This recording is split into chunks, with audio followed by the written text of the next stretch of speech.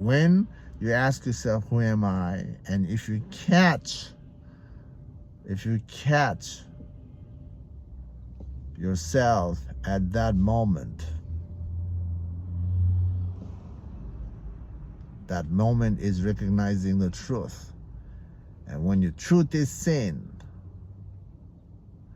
then the letting go happens naturally. The mind drops. The ego gives up. The mind giving up. The ego giving up.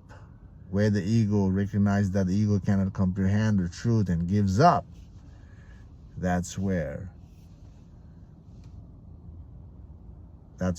is the aha moment, true aha moment. That's where the complete dissolution happens. That's where you recognize who you are, and you see the mind is simply the illusion. Mind is simply the ego. And that's it. That's the end of the spiritual journey. And the spiritual journey ends, by the way, okay? When you see the truth, your spiritual seeking ends.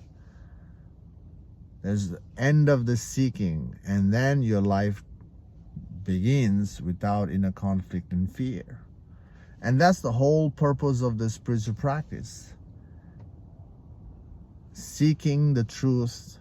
When you see the truth, then the seeking ceases, and the true living, the authentic living begins by being who you are.